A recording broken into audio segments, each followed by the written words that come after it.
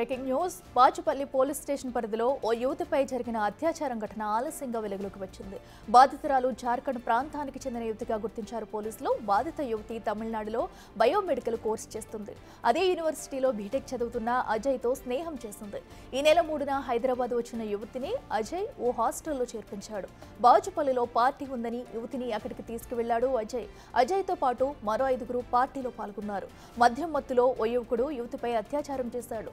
ఈ ఘటనకు సంబంధించి మరింత సమాచారం మా ప్రతినిధి సుజాత అందిస్తారు. గృహకల్పలోని 46 అపార్ట్మెంట్లో ఫ్లాట్ నెంబర్ 21లో దారుణం చోటు చేసుకుంది. ఈ నెల 4వ తారీఖున జార్ఖండ్కి చెందినటువంటి యువతిపై 4 వ్యక్తులు కలిసి సామూహిక అత్యాచారానికి ప్రయత్నించినటువంటి ఘటన చోటు చేసుకుంది. అయితే అందులో ఉన్నటువంటి 2 వ్యక్తులు, అజయ్ అనే వ్యక్తి చెన్నైలోని మెడికల్ కాలేజ్లో చదువుతున్నటువంటి యువతికి అదే యూనివర్సిటీలో బీటెక్ చదువుతున్నటువంటి అజయ్ పరిచయం ఏర్పడింది. ఆ తర్వాత తను హైదరాబాద్కి రావడము, అజయ్ ఇక్కడ ఉన్నటువంటి హైదరాబాద్లో ప్లేస్మెంట్ కావచ్చు వీటన్నిటిని చూపిస్తానని చెప్పి ఆ యువతిని తీసుకువచ్చి హరి అనే వ్యక్తికి సంబంధించినటువంటి ఫ్లాట్లో 3వ తారీఖు అర్ధరాత్రి తీసుకువచ్చి తనకి మద్యం తాపించి ఆ తర్వాత తన మీద అత్యాచారం చేశారన్న ఫిర్యాదు యువతి ఇవ్వడంతో పోలీసులు హరిని అదేవిధంగా అజయ్ని అదుపులోకి తీసుకుని రిమాండ్కి తరలించారు. గత నెల రోజుల క్రితమే ఇక్కడ హరి తన స్నేహితులతో కలిసి 6 మంది ఇదే ఇంట్లో నివాసం ఉంటున్నట్లుగా కూడా తెలుస్తుంది. ప్రస్తుతం ఈ కేసుకి సంబంధించి పోలీసులు తనని రిమాండ్కి తరలించడం చేశారు. అసలు స్థానికుల్ని మాట్లాడిద్దాము, ఎప్పటి నుంచి వీళ్ళు ఇక్కడ ఉంటున్నారు, ఆ రోజు ఏం జరిగింది అని చెప్పేసి చెప్పండి. ఇప్పుడు హరి కావచ్చు, వాళ్ళు ఎంతమంది ఉండేవాళ్ళు ఇంట్లో? అంటే వాళ్ళు 6 మెంబర్స్ ఉండేవాళ్ళండి. 1 మంత్ అవుతుంది వచ్చి, కానీ 6 మంత్ నుంచి వాళ్ళు తాగడము ఇట్లా చేయడం. అంటే రూమ్ కూడా ఖాళీ చేపిస్తాము అనుకున్నాము, కానీ 1 మంత్ అయిన తర్వాత అది అడ్వాన్స్ ఉంటుంది కదా, అక్కడికి అయిపోతుంది. 5th ఉండే వాళ్ళది మంత్ రూమ్ ఖాళీ చేస్తామన్నారు. అంతలోపే ఇలా జరిగిపోయింది. అంటే ఆ అమ్మాయి వచ్చినప్పుడు ఎవరైనా చూసారా? ఏ టైంకి వచ్చింది? ఏం చూడలేదు. వాళ్ళు వచ్చి కూడా ఇప్పుడు 7కి 7:38కి వచ్చారంట. అంత అయిపోయేదాకా మాకు లాస్ట్ మూమెంట్లో తెలిసింది ఇలా అని. అప్పటికే అయిపోయింది. అంటే ఎలా తెలిసింది మీ అందరికి లోపల ఒక యువతి ఉంది, తన మీద అత్యాచారం చేశారు? అంటే డోరు లాక్ ఉంది అని చెప్పారు. డోరు బాగా సౌండ్ వస్తుంది, తీయమని చెప్తే ఎవరు రాలేదు. కింద వెళ్ళిపోయే మూమెంట్లో చూశారంట కింద వాళ్ళు. చూస్తే అక్కడ అతను కూడా వెళ్ళిపోయేవాడు. అసలు 4 వెళ్ళిపోయారు, అతను 2 దొరికిపోయారు. అందులోకి ఇక్కడ ఇలా అయిందని పైకి వచ్చి చూసేసరికి డోర్ లాక్ ఉంది, తీసేసరికి అమ్మాయి ఉంది లోపల. ఏం చెప్పింది? అమ్మాయితో మాట్లాడారు అంటే అమ్మాయి ఒక అబ్బాయి పైకి వచ్చేసరికి అమ్మాయి ఇతనే చేశాడు నన్ను, ఇతనే ఇలా అన్నాడు, అది ఇది అని బాగా కొట్టింది. ఇంకా తమ్ముళ్ళు అక్క చెల్లెలు లేరా అది అని కొట్టింది. కొట్టేసరికి అబ్బాయి నేను కాదని పోలీసులో కంప్లైంట్ ఇచ్చాం. వాళ్ళు వచ్చి తీసుకెళ్లారు. ఏ టైం అయింది అప్రాక్సిమేట్? అప్పుడు 11:30 అయింది. ఇంకా కంప్లీట్ అయ్యేసరికి 2:33 అయిపోయింది. పోలీసులు వచ్చి తీసుకెళ్లారు. తర్వాత అమ్మాయితో మాట్లాడే ప్రయత్నం చేశారా? అంటే ఎక్కడ అమ్మాయి, ఎందుకు వచ్చింది? ఆ అమ్మాయి బెంగళూరు అని చెప్పింది. తెలుగు రావట్లేదు అసలు, హిందీ మాట్లాడుతుంది.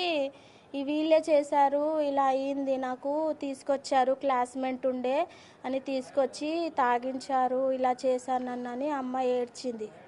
అప్పుడు పోలీస్ కంప్లైంట్ ఇచ్చి ఎంతమంది తన మీద అత్యాచారం చేశారు అని చెప్పింది. కానీ అందులో ఉన్న వాళ్ళు 6 ఉండే. ఒక అబ్బాయి మధ్యలో క్లాస్మేట్, అతనితో వచ్చా నేను అని చెప్పింది. కానీ చేసినతే ఒక ఆయన మీద చెప్పింది, హరి అని చెప్పింది అమ్మాయి పేరు. అంటే ఇక్కడంతా కూడా ఫ్యామిలీస్ ఉంటూ ఉంటారు, ఇలా బ్యాచిలర్స్కి ఇవ్వడం వల్ల ఏమైనా ఇబ్బంది? బ్యాచిలర్కి వద్దనే చెప్పాము. కింద ఆమె తెలిసింది, మాకు తెలిసిన వాళ్ళు, మాకు ఫ్యామిలీ అని చెప్పింది.